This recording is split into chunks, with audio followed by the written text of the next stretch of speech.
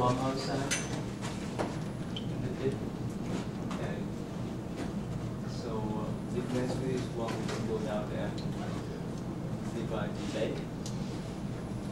Alright, so let us start. And today, this is the last part of Mahayana Buddhism.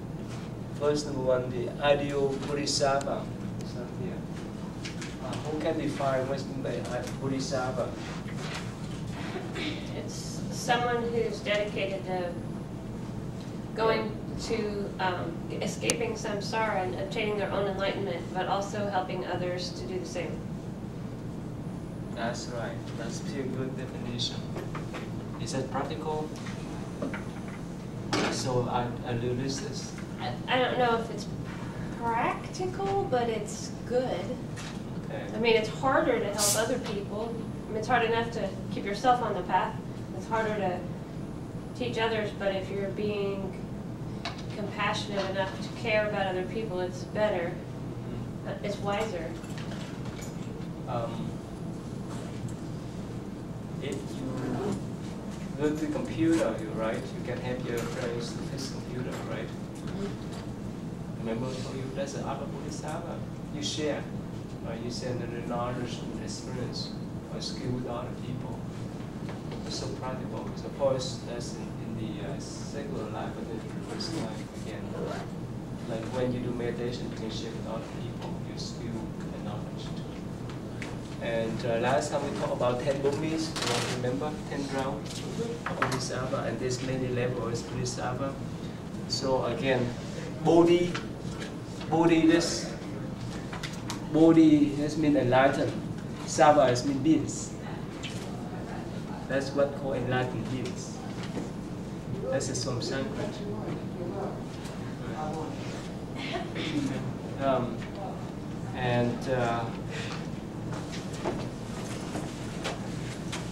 And that's why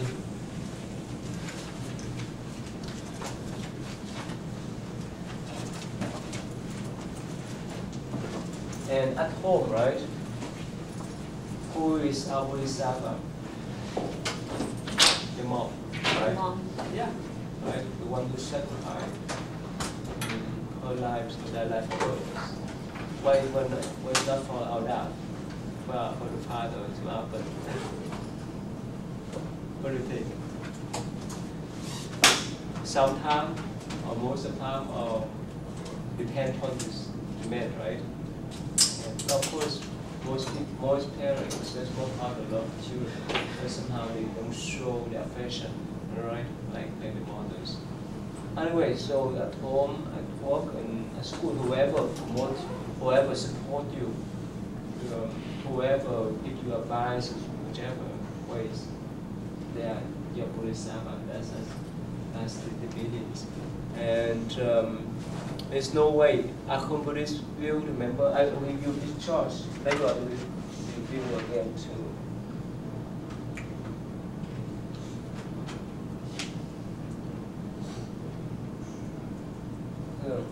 This is the charge.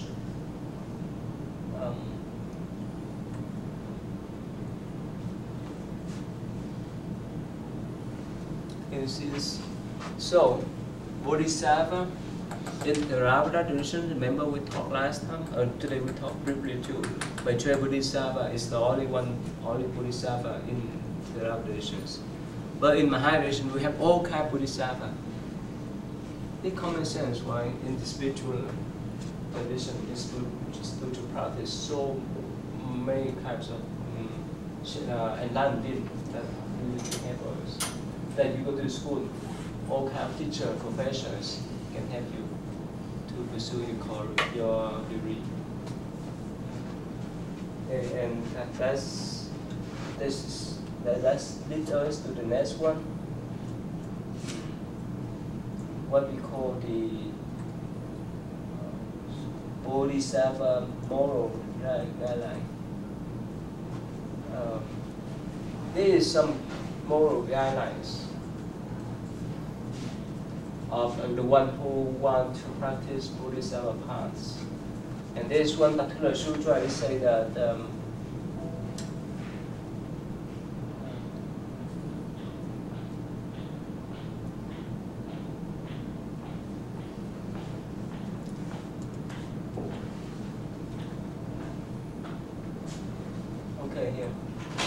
Bodhisattva precept. So somehow that's a guideline, and this is 10 major ones and 48 minor ones. And 10 major ones, this is some common sense, like not to kill, not to steal, not to conduct misjudgment, and so forth. It's common sense. Plus is some minor one. For example, let's say if one of our family members is sick, right, and that person needs us to visit her or him. So if we have times, energy, and so forth, and if we refuse, that's go against Bodhisattva precept. Make sense? So this kind of Bodhisattva precept encourages us to step out of our shell to help others. Is that clear?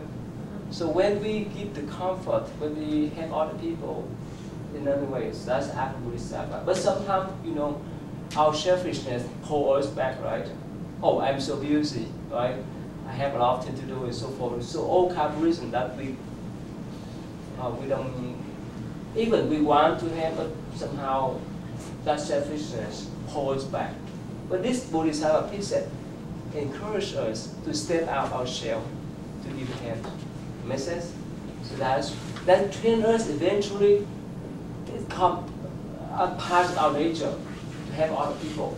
Sometimes some people they have the nature of helping others, but sometimes other people could not have that kind of nature, that type of willingness. Is that right? Right. So this precept, this guideline encourages us to help out, to do things that beneficial for others. Sometimes a lot of time we think about a lot of things. Oh, I want to have this for people, that for people, and so forth. But we can think it. That's all. Until we step out and actually help them actually. So that's the act of Bodhisattva, and this guideline here, right? Okay. So. Of course, in our tradition, right, in the church, the pastor, the priest encourage the priests and the Catholics go out to help too, right? Do you have any guideline to out to help people in the Christian tradition? Do you have that it's like missionaries. Missionary. I mean that. Any, let's say, in Bible, do they have any guideline? Let's say. Are you talking like the Ten Commandments? It's not 10 Commandments, the 10 Commandments, but the Beatitudes. The Beatitudes. Attitude? Yeah, the Beatitudes. It's like it teaches you how to treat another person. I understand. So that's the later on, right? So the pastor and the priest provide the guidelines, provide the instruction, and so forth, right? But I'm talking about the early guidelines. That's in especially like in Buddhist tradition.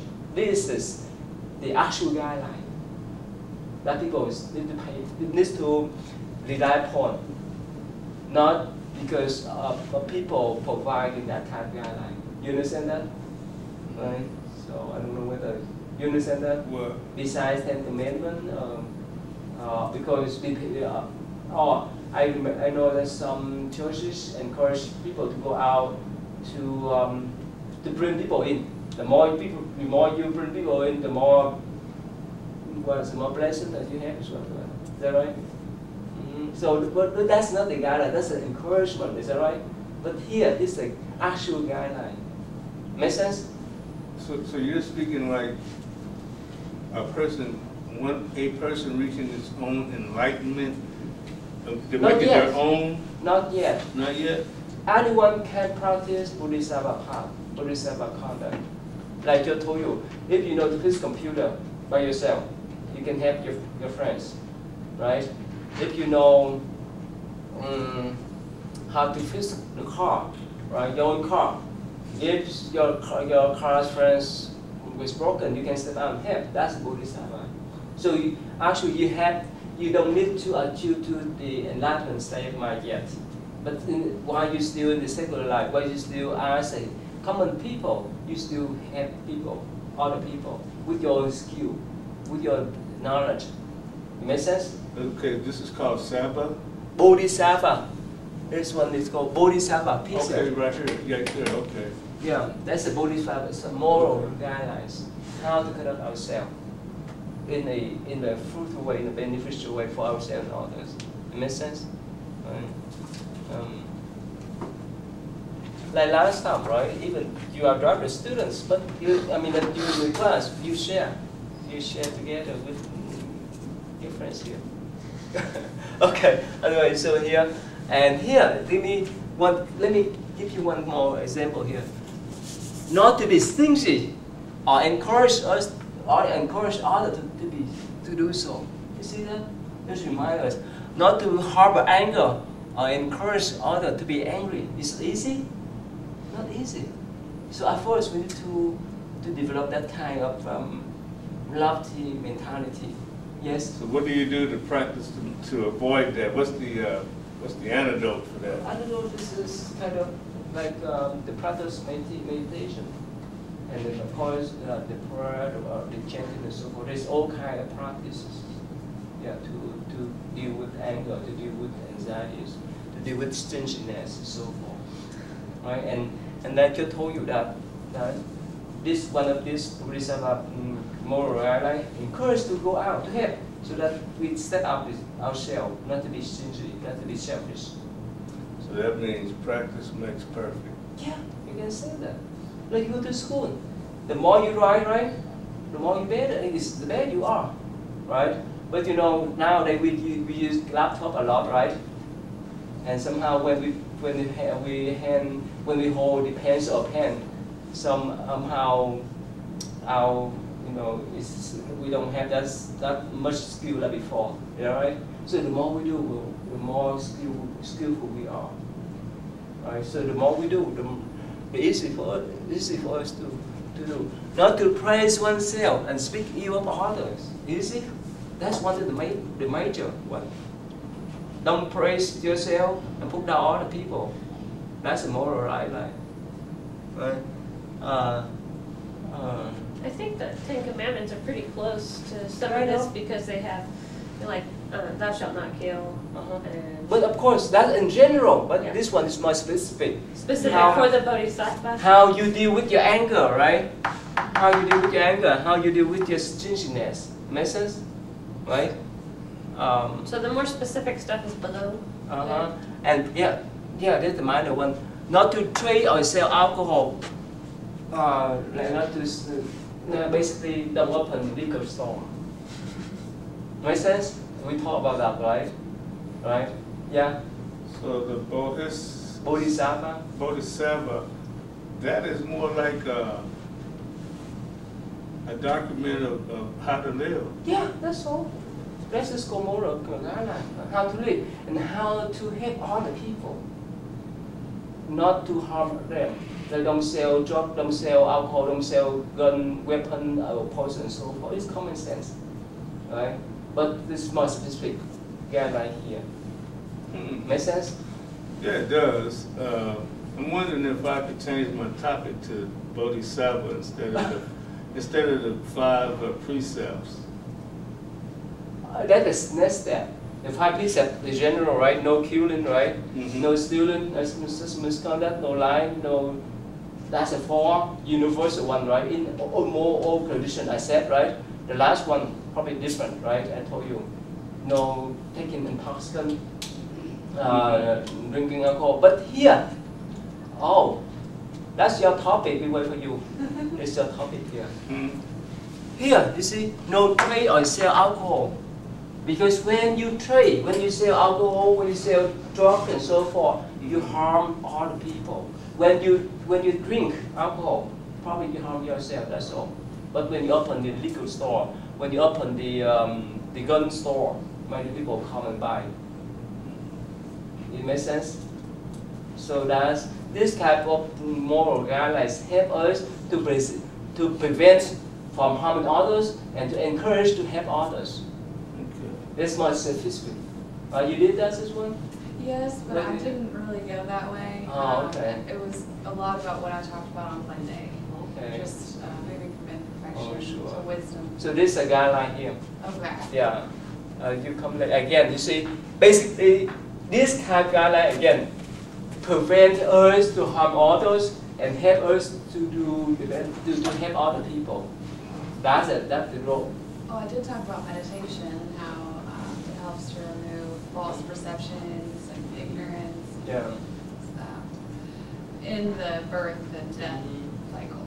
Yeah, not only doing meditation, but even like I just told you, if you know how to fix a car, if your friend's car is broken down and they give you a call, and if you refuse, you go again for this precept. But when you step out, that's the way you can create the merit by yourself, right? Mm-hmm. So you don't need to be Buddha before you help your friends, okay. Right? We are common people, right? So the more we have, the more merit we have. That's the point. A form of compassion. Yeah, we talk about compassion. So this, and actually in our Buddhist tradition, there's some people who make the vow to take this kind of Buddhism precept beside the 5 basic precepts. Right. So this is more specific than in general. Okay, so there's a lot. Yeah. Okay. And this is yes. And then do they also take on 10 other precepts where the 6 paramitas, and then there was 4 others that I read about, like skilled means, knowledge, power? Oh, that's different. No, that's the practice. That's different from the moral guideline. That's different. That's more theories, and this is more in the guideline. Okay, sorry. The way how to act. Like I told you that some of us it's easy for us to step out and help other people, right? But some we have a lot of hesitation. Like what happened when you see, let's say, some cars stand in front of your eyes? Would you step out?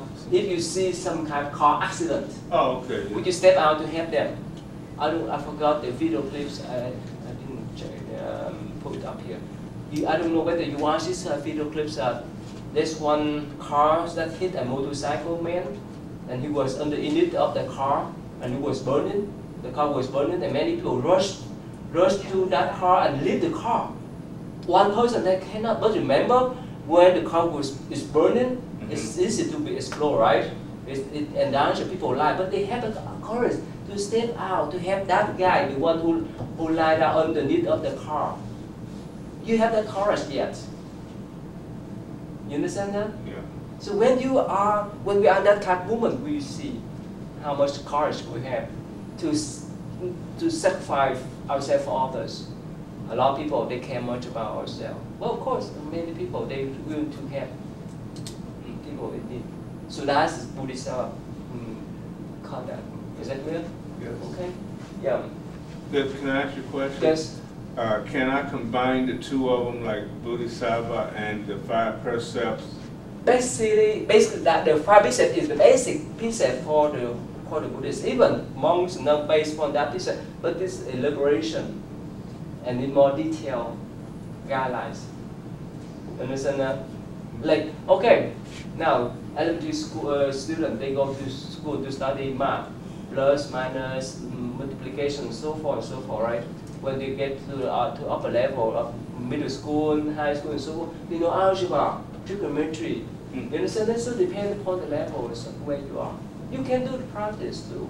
But basically, the 5 precepts to protect yourself, not to harm others. But the Bodhisattva precept not only protect yourself or prevent yourself to harm others, but also helping others. Make sense? Like when we're still young, we stay with our parents, and we do told by our parents, don't do this, don't do that, and so forth, right? Because we're still young, we don't know what we're doing. But when we mature enough, we know that's common sense, that's golden rules, right? And we may step out to help other people too. Make sense? That's what Buddhism is set for. That's for maturity people. That's for enlightened people. Does that make sense? Okay. So you have to be mature. You have to understand deeply about. Let's say they told you this. It's not easy, right? For example, here, not to harbor or not to praise oneself and speak ill of others. It's easy. Not easy, is that right? Usually we praise ourselves. Oh, I'm a great person. I could do this and do that. I'm better than you and so forth. And you cannot match up with me and so forth. You see that? So you're speaking of a person that's humble. Yeah, this one here. Makes sense? And not to be stingy. Makes sense? To help all the people, not to harbor anger. When you harbor anger, this go against Buddhism-Part precept. This is a major one. Not to, and another one related to Buddhism too. Not to use voice, word, and speech. So that's the basic one. How many rules are there? 10. 10? 10 major and 48 minors. 48 minors. And some belong to the precept of the monks and nuns too.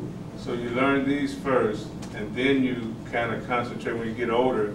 You look at the 5 precepts. No, precepts are Five Five precepts. precepts first. First. Oh, It's okay. It's the Five first precepts. 5 or the 5 precepts. Okay. No, not 45. Basically that one. 5 precepts, that's the foundation. And when you get older, when you understand Buddhism more, when you understand that you need to step out to help other people, this is the Buddhism-Part. Okay. Make sense now? Yeah. Right? It's hard not to be hard for anger. It's not easy, right? When someone step on your foot, not easy. Is that right? Well, you know, Okay. Okay, go ahead. Yeah, so let us move on. The next one is liberation. What do you have liberation? I'm not sure if it's right. I couldn't Okay, find yeah, out resources. try your best. It's where the various Bodhisattvas, they live in different realms, and when someone passes, they enter these realms where they are taught how to reach Buddhahood.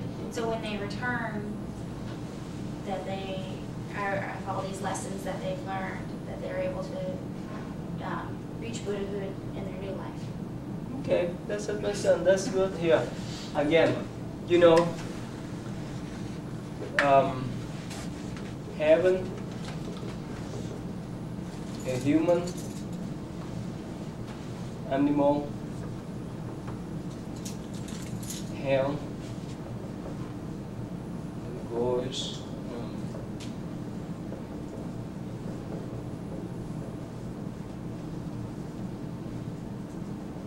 Okay, this is what we call sixth realm of rebirth, right?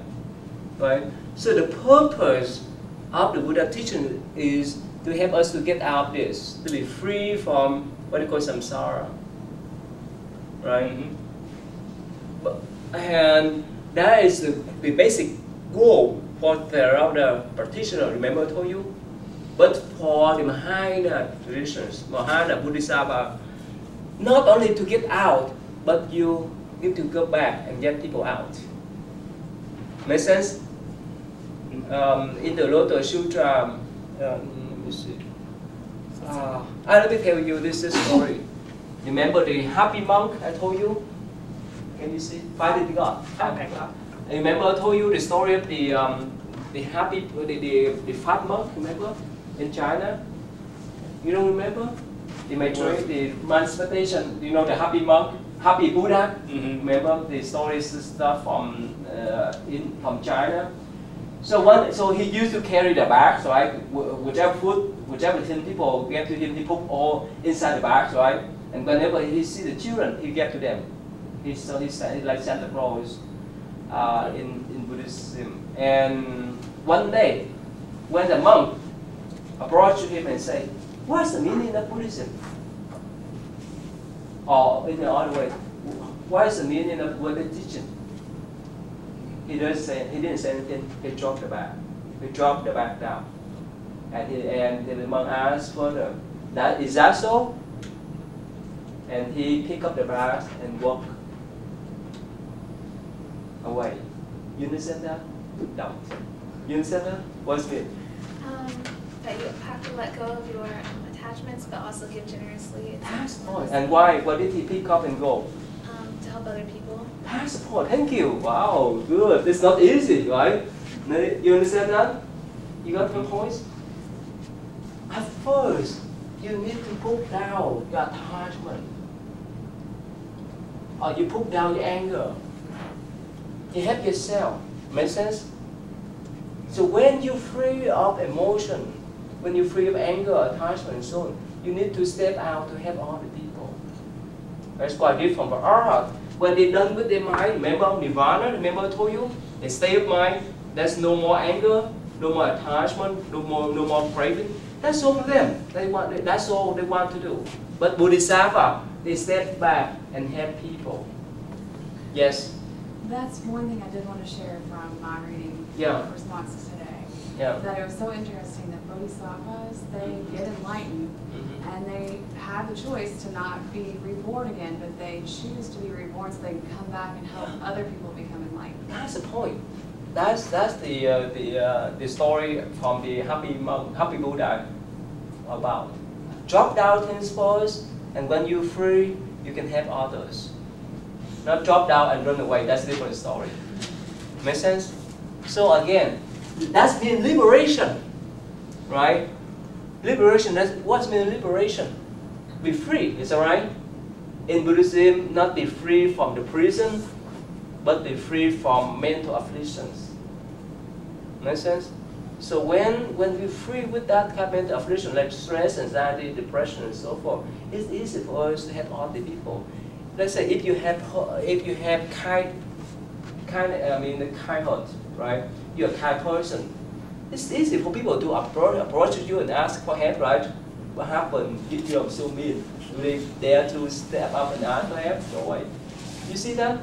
Right? No matter who you are, whether you are a doctor, professors, so I remember that a few years ago, I think probably more than 10 years ago, when I was in California, I took my mom to visit the doctor. The doctor was so cold, and my mom didn't like him at all. He's so cold in the mean that I don't know how it's spread.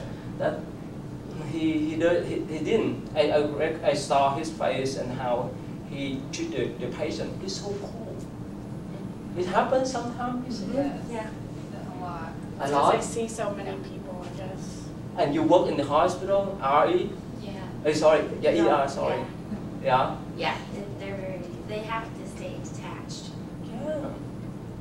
And recently I have a general checkup at Norton. I got in somewhere in Clarksville. And that lady, she's the nurse practitioner. She said that she needs to learn other people, culture and religion so that she could understand other people better. That's better. That's better for her to give a treatment, to understand other people needs, right? Or some kind of problem. She's more approachable. So people like other, the one that have more kind heart, right? Or the one who more approachable. So does Bodhisattva. You understand that? It makes sense now? So again, the liberation doesn't mean that the ultimate goal is to liberate from this cycle, but also in order to get out of this, you have to liberate or have to be free from stress, anxiety, depression, and so forth. So when you're stress-free, you can be a psychologist. Otherwise, they will burn you down. Is that right? Is that right? Yeah, it is. Yes. And even, if you have, how many of you have children here? Only one and the other. When you got married, when you had children, at that time, were you ready to be a mother? Well, I thought I was. Okay. But I don't think I was as ready as I could have been. Okay, so you have more experience. And how about you? You're too young. You ready to handle the little children? Be careful, right? Sometimes if you don't have that kind of experience, you don't have that kind of kindness yet, right? It's not easy to handle little children, right? So you have to be prepared. Anyway, so that is what the liberation is for, to liberate ourselves from anxiety, stress, depression, and so forth. And eventually you get out of here. Mentally too. Okay?